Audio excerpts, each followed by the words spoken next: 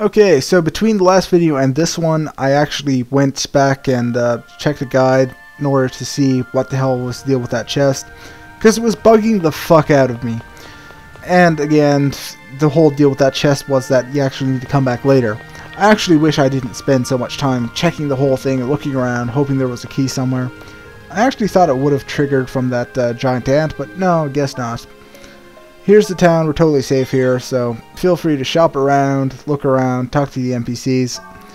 Not that there's a whole lot going on here. This game is a little bit unusual as far as RPGs go. The towns aren't really huge or full of people. They're pretty much limited to a couple of shops and a save point. So if you're opposed to the idea of walking down a hallway for several hours, occasionally stopping off at a really small area with a shop or two, then you may want to look elsewhere for RPGs. This game isn't about spending forever in towns. It's very action focused and all about going out and finding stuff.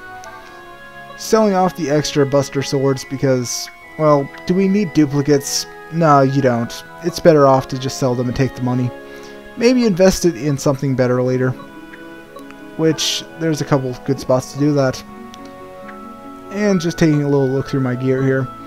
Again, nothing is outright better, so it's not like you can just choose, well, I'm going to equip this because this has better stats. No, there's usually an upside and a downside to each piece of equipment, and sometimes they have unique skills. Like the shell thing, the shield that I'm using, the shield that I just got, rather. It doesn't have any open slots to put new skills on. Instead, it only has its default skill, which is pretty decent, and even though it actually drops your defense, it can kind of negate that with the skill that it has on it. So there's that. And again, whenever you change your equipment, always make sure to check your skills. Always. You do not want to walk into a fight only to realize, oh shit, I have like no decent skills equipped. And just going to toss off a bunch of items here. So this music in the background, pretty sweet, huh? Yeah, the composers for this game are pretty good guys. They have a really impressive resume. Essentially, if you could name a Square RPG between the 2 or 3 people that worked on this thing, you could pretty much find somebody that has worked on one of the games. A few standouts, if I'm not mistaken, were, let's see, there was Final Fantasy Tactics. That was like one of the ones that one of the composers worked on pretty heavily. There was also Xenogears, and I believe Chrono Trigger also popped up somewhere in there. So the soundtrack kind of has that sort of sound to it. It kind of works. I kind of enjoy the soundtrack to this game. I just kind of wish they actually invested in some voice acting. They actually do have voice work, it's just that it's limited to grunts, groans, and the occasional sound. I'm not sure what the idea was there. Were they being stingy with the budget? Were they afraid that it would be too unusual? Were they worried about the whole being able to name your protagonist thing? And weren't feeling like working around naming your protagonist? Seriously, that's so fucking annoying when video games do that. Just give the guy a default name and make people use that. Or, I don't know, do something else with it. It's just really annoying when you name a character and they repeatedly refer to him as, hey you, or hey aren't you that guy? Dog people. Yes, another staple race. Although, they don't really seem to explain whether or not it's a genic thing, or if this was something that happened on the surface too. At least I don't recall any mention of that. But in the classic Breath of Fire series, it's just different races and stuff that appeared all over the fucking place. Several of which end up in your party. You get a very multiracial party going out through those. Selling all the sellable items and buying a shitload of healing items. Because you can't have enough healing items. Ever. Ever. Ever. Really. Never enough healing items. Ever. Buy as many as you can carry. You'll use them up as you go through the dungeon. Trust me. You saw how many I burned through in that last dungeon. And I consider myself semi-decent at this game. Buy as many as you can. Think of it as Diablo. There you go. It's kind of like that. You fill your inventory with healing items. By the time you pick up something else, you pretty much burn through most of them. Here we have a weapon shop, but like most weapon shops in this game, I don't recommend buying anything because everything's super expensive. You find stuff that's pretty decent just from random drops anyway. And since this game has an unusual item system where there aren't a whole lot of items that are outright better than everything else, or that really completely bury the stats of the other item, there's just a lot of useful alternatives, really. You can beat the game with your default weapons if you want to. If you want to be crazy like that, go ahead, beat the game with your default weapons. You could totally pull it off. And here we have the most badass cutscene in the entire fucking game. Fucking love this cutscene. So awesome. Even if it's mostly silent. And full of overly dramatic moments. Train! Man, there's got to be some serious issues there. Those trains should be set up so that they don't actually point towards people on the platform and blind them. Bosch? Bosch, you made it too? So, Trinity's with you, huh? Ryu? No mistake about it. Well done, Ryu. But wait, Bosch! What happened to Nina? Tell me!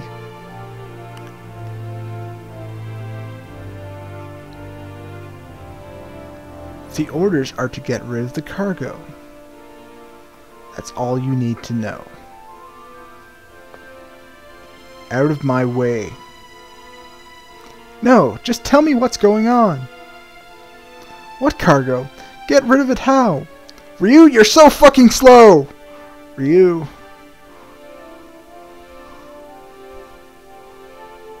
I'm...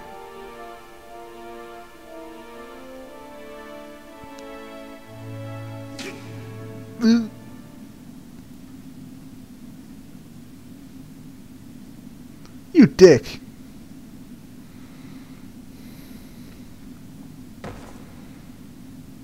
Ooh, through the leg.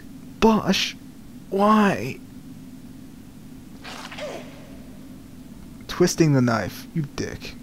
I can't afford to be wasting time with something like this.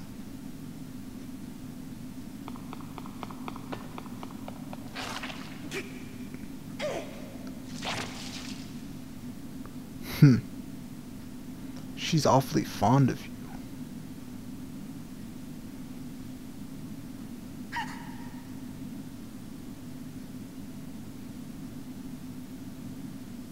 Bosch, stop! Ryu, you.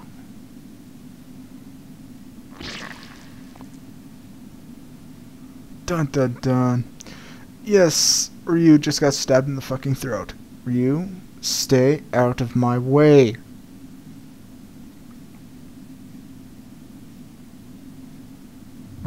Am I going to die here?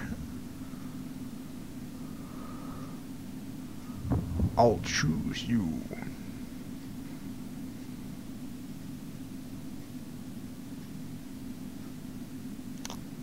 What?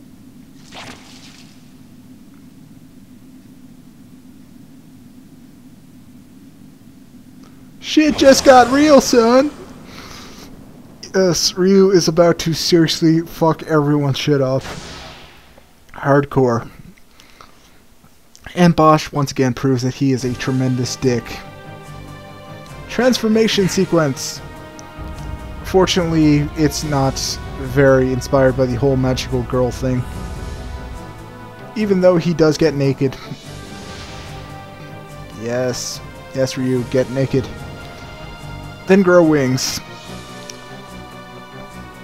And spread fire all over the fucking place. Okay, something to note here. Ryu takes absolutely no damage from fucking anything. He's completely immune to fucking everything. And it's fucking glorious. My Beast Blade not work? Impossible! Yeah, fuck you with your fucking glowing headband, Bosch. I've been bitching about this fight pretty frequently. The reason for this is because I want to get out of here with as low as D counter as possible. The best way I can figure out is to focus on one enemy at a time with the other two party members and focus on Bosch with Ryu. Just keep using Jolt over and over, assuming you picked it up, and I really hope you did. And then get Lin to focus on one of these enemies. You can actually steal some items from these guys. I believe it's just money from the supporting party members. And you get a skill from Bosch himself. But I'm not going to bother with that, because fuck you, Bosch. I fucking hate your guts. I'm just going to look through my skills for the best fucking item to use on him. Which skill should I use? I'm just going to decharge like a motherfucker, which essentially doubles your damage. Then I'm going to hit him with a twister. Not a titty twister. No, no, no. Just a regular fucking twister. Just gonna fucking punch him in the face and kill him in one hit. Fuck you, Bosch. Of course, the downside to that is that it takes up a nice percentage of that counter in the upper right corner. That counter is going to keep counting up to 100% for the entire run of the game. And that really fucking bites. You want to know why that fucking bites? Because it hitting 100% is an automatic game over. I bitched about this fight a bit because it's really hard to get through with a very low ratio. Well, alright, it's not that hard, but I like to keep my ratio as low as possible. Or my percentage as low as possible, whatever you want to fucking call it. Just because I hate the idea that if it hits 100%, that's all my progress out the fucking window, and I have to restart over. It makes this game really fucking tense. You can't use those D abilities constantly, and there's a couple instances where it's a really good idea to use them.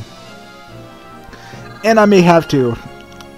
But yes, try to keep it as low as possible. If you're fucking around a lot and don't really focus on the battle, you could easily get it upwards of 15%, and at that point you're fucked. So just start over. Really, don't bother trying. Ryu is surrounded by the various badly beaten bodies of everybody else in this fight, and everybody's scared of him apparently. It's a stereotype festival, complete with fainting. Who am I? Well, obviously he's not the goddamn Batman, because he wouldn't pass out. Silence everywhere. You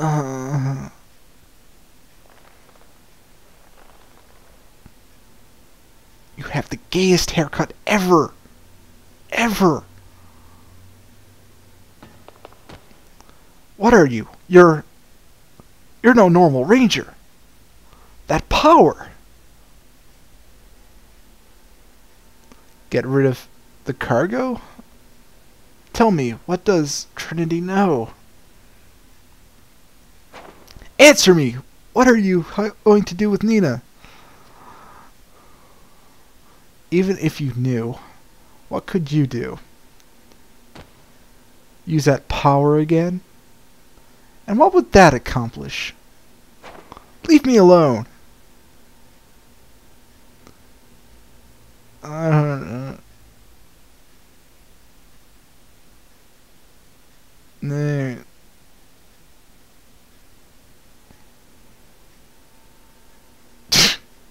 Really? I kind of like how expressive their faces are. It kind of complements the art style nicely. So like I said before, if you want to find out who she is, Biocore Labs is the place to go. But what about you? You sure you can't explain? I really don't know where that power came from, or why. But I heard a voice. I heard a voice. Oh, a voice in my head. Obey the voices, Ryu. It was scary. Somehow I was losing my humanity.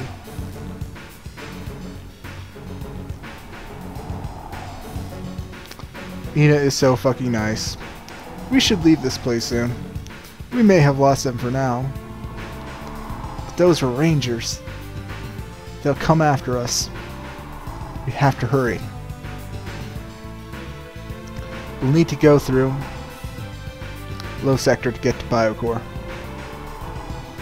Let's go. we have a new destination in mind, the Biocore Labs, where we will hopefully find out the truth about Nina and some various other stuff.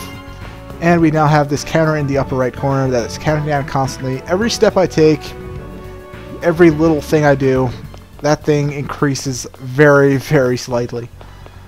Fortunately, it is very slightly, so it's not that big of a deal. Getting some various items around here, like the HP Plus and the Power Meal. The HP Plus, of course, increases your health by 1 point. 1 point. Really. 1 point. That's all, really. And there is a telecoder there and a save token. But I don't recommend saving here. I probably would have saved for later. But I didn't feel like redoing that dungeon. Plus, I wanted to make sure I got through the boss fight with as low of a D percentage as possible. So I'm just going to stock up on some items here. Or not. And instead of using the telecoder, I'm going to show off the other save style. So assume that you don't have enough points to make a save token, or you're really far away from the next save point and somebody calls to interrupt your gameplay. Well, no problem.